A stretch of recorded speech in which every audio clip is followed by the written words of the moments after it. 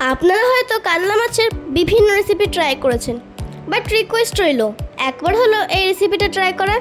কারণ চেষ্টা করেছি খুব সহজে আপনাদের এই রেসিপিটা করে দেখানোর, আর তার সাথে থাকছে অবশ্যই অনেক tips and tricks. By the way, আমি অনিমা, আর আপনারা দেখছেন অনিমা রান্নাঘরে ওয়েলকাম। আর আজকে আমাদের রেসিপি কাতলা মাছের রেজালা। তাহলে এই কাতলা মাছের রেজালা বানানোর জন্য আমি এখানে 7 পিস কাতলা মাছ নিয়ে নিয়েছি। এবারে এই মাছগুলোকে আমাদের ম্যারিনেট করে নিতে হবে। ম্যারিনেশনের জন্য লাগছে মাত্র একটা উপকরণ, সেটা হলো শুধুমাত্র নুন। বাট এই নুন আমাদের খুব ভালো করে মাছের মধ্যে মাখিয়ে নিতে হবে। আচ্ছা, এখানে বলে রাখি, আপনারা চাইলে একটু লেবু ব্যবহার করতে পারেন, বাট আমি যেহেতু এখানে এই রেসিপিতে টক দই ব্যবহার করেছি, তাই লেবুটা অ্যাভয়েড করলাম। এবারে এই ম্যারিনেট করা মাছগুলো ফ্রাই করে নেব। কিন্তু তার আগে মাছের গ্রেভিটা বানানোর জন্য কী কী পেস্ট করতে হবে সেটা একবার দেখে নিই। তাহলে সর্বপ্রথম যে পেস্টটা বানানো হবে তার জন্য লাগবে 7 থেকে 8টা কাঁচা লঙ্কা, 10 থেকে 12টা রসুনের কোয়া, আর 1 থেকে হাফ ইঞ্চির আদাকে একটু পাতলা করে স্লাইস করে নিয়েছি। এবারে এই তিনটে আমরা মিক্সিতে একটু সামান্য জল দিয়ে ভালো করে পেস্ট করে নেব। এরপরে আমাদের লাগছে 5টা পেঁয়াজ, আর সেটাকে আমি এইরকম পাতলা পাতলা করে কেটে নিচ্ছি। আর কাটা হয়ে গেলে এটাকে আমি ডাইরেক্টলি দিয়ে দেব গরম জলের মধ্যে। 5টা পেঁয়াজের জন্য এখানে আমি পরিমাণ মতন জল নিয়ে নিয়েছি, কিন্তু মনে রাখতে হবে জলের পরিমাণটা একটু কম নিতে হবে। আর কেন কম নিতে বললাম সেটা একটু দেখে নিই। কারণ নিশ্চয়ই দেখতে পাচ্ছেন পেঁয়াজটা খুব ভালো করে জলের মধ্যে ফুটছে, আর আস্তে আস্তে জলটাও কমে আসছে। তাই 2 থেকে 3 মিনিটের মধ্যে দেখবেন জলটা প্রায় একদমই কমে গেছে, আর পেঁয়াজটা আপনাদের পারফেক্টলি সেদ্ধ হয়ে গেছে। বাট আপনারা যদি খুব বেশি জল নিয়ে নিতেন, সেক্ষেত্রে আপনাদের আবারও স্ট্রেন করতে হতো, সেক্ষেত্রে আপনাদের এই সময়টা একটু বাঁচবে। এবারে সিদ্ধ পেঁয়াজগুলি ভালো করে ঠান্ডা করে পেস্ট করে নেব। এবারে আমাদের থার্ড অ্যান্ড ফাইনাল পেস্টটা করে নিতে হবে। তার জন্য লাগছে 8 থেকে 10টা কাজু বাদাম, সাথে 1 চা চামচ চারমগজ এবং 1 চামচ পোস্ত। এবার সামান্য জল দিয়ে ভিজিয়ে রেখে এটাকে ভালো করে পেস্ট করে নিতে হবে। এবার ফাইনালি মাছগুলো ফ্রাই করার জন্য কড়াইয়ে নিয়ে নিচ্ছি সাদা তেল। আচ্ছা, এখানে একটা ছোট্ট টিপস, মাছগুলো ফ্রাই করার আগে এখানে দিয়ে দিতে পারেন সামান্য একটু নুন। কারণ এটা দেওয়ার কারণে মাছগুলো ফ্রাই করার সময় কড়াইয়ের গায়ে লেগে যাবে না, আর তার জন্য আপনারা মাছটাকে সহজেই উল্টাতে পারবেন। আর এই রেসিপির জন্য মাছগুলো 60%-এর বেশি কুক করলে চলবে না। যখনই দেখবেন সামান্য একটু কালার চলে এসছে, তখনই মাছগুলোকে পাল্টে দিতে হবে।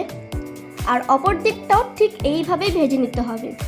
মাছগুলো ফ্রাই হয়ে গেলে একটা প্লেটের মধ্যে মাছগুলো তুলে রাখছি, আর বাকি মাছগুলো একইভাবে ফ্রাই করে নিচ্ছি। এখানে সবকটা মাছ ভাজা হয়ে গেলেই একই তেলের মধ্যে দিয়ে দেব একটা তেজপাতা, 5টা শুকনো লঙ্কা, 1 চা চামচ গোলমরিচ, আর হাফ চা চামচ মৌরি। এবার গ্যাসের ফ্লেমটাকে লো রেখে আপনাদের 30 থেকে 35 সেকেন্ড এটাকে ভালো করে ভেজে নিতে হবে। যখনই দেখবেন আপনারা এর ফ্লেভারটা ভালো করে ছেড়ে দিয়েছে, তখনই এখানে দিয়ে দিতে হবে সেদ্ধ করা পেঁয়াজ বাটাটা। আর গ্যাসের ফ্লেমটাকে মিডিয়াম করেই আপনাদের এই ভালো করে এটাকে রান্না করতে হবে। যেহেতু পেঁয়াজটা আগে থেকেই সেদ্ধ করা ছিল, সেই জন্য খুব বেশি আপনাদের সময় লাগবে না। 2 থেকে 3 মিনিটের মধ্যেই দেখবেন এইভাবে তেলটা উপরে ছেড়ে দিয়েছে। আর ঠিক এই স্টেজেই আপনাদের দিয়ে দিতে হবে আদা রসুন আর লঙ্কার বাটাটা, আর সেটাকেও আপনাদের ভালো করে রান্না করে নিতে হবে। আচ্ছা, এখানে আর একটা ছোট্ট টিপস, আপনারা গ্যাসের ফ্লেমটাকে কিন্তু এই সময় অবশ্যই লো রাখতে হবে।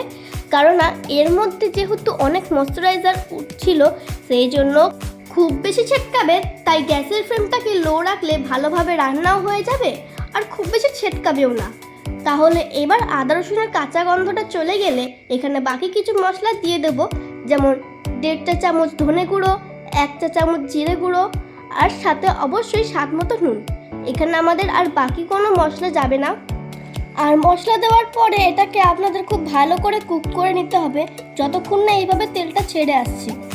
এবার এই স্টেজে তো আপনাদের দিয়ে দিতে হবে যে আমরা যে কাজু, চারমগজ আর পোস্তটা পেস্ট করে রেখেছিলাম সেটা। আর এটা দিয়ে আমাদের গ্যাসের ফ্লেমটাকে মিডিয়াম রেখে ভালো করে মিশিয়ে নিতে হবে।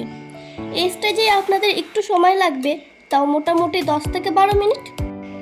কারণ কাজুটা এখানে একদমই কাঁচা, তাই কাজু, চারমগজ আর পোস্তটাকে যখন ভালো করে কুক করে নেবেন দেখবেন এইভাবে তেলটা ছেড়ে দিয়েছে।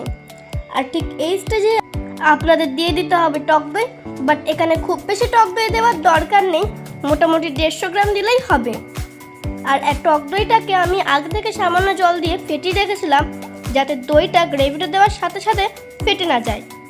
আর লাস্টবারের মতন সব কিছুকে একবার ভালো করে মিশিয়ে নিন। অতি অবশ্যই এখানে একটু নুনটা চেক করে নেবেন। আর টক ভাবটাকে একটু ব্যালেন্স করার জন্য দিতে পারেন চিনি। যখন দেখবেন এইভাবে তেলটা ছেড়ে দিয়েছে তখনই দিয়ে দিতে হবে পরিমাণ মতন জল। আর জলটা দেওয়ার সাথে সাথে কিন্তু এখানে মাছগুলো দিয়ে দেবেন না, গ্যাসের ফ্লেমটাকে হাই করে এটাকে ভালো করে ফুটিয়ে নেবেন, কারণ জলটা দেওয়ার সাথে সাথে এটা ঘন হবে না। জল দেওয়ার পরেই কাজুটাকে আপনাদের রিঅ্যাক্ট করার সাইন দিতে হবে। মাছগুলো যেহেতু 60% কুক হয়ে আছে, এই জন্য গ্রেভিতে দেওয়ার সাথে সাথে 3 থেকে 4 মিনিট একটু ফুটিয়ে নিতে হবে।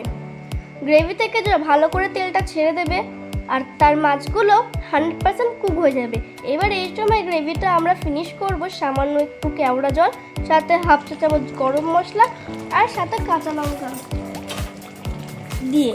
আর ফাইনালি সব কিছু ভালো করে মিশিয়ে নিলেই রেডি আমাদের কাতলা মাছের রেজালা। যে কোনো পোলাও বা গরম ভাতের সাথে এটাকে আপনারা এনজয় করতে পারেন। আর আশা করছি এই রেসিপিটা আপনাদের নিশ্চয়ই ভালো লেগেছে। ভালো লাগলে অবশ্যই কমেন্টে জানাতে ভুলবেন না। বাই দ্য ওয়ে, আমি অনিমা, আপনারা দেখছিলেন অনিমার রান্নাঘরে। ওয়েলকাম। দেখা হচ্ছে আপনাদের সাথে আর একটা নতুন রেসিপি নিয়ে। ততক্ষণ ভালো থাকবেন, সুস্থ থাকবেন। নমস্কার।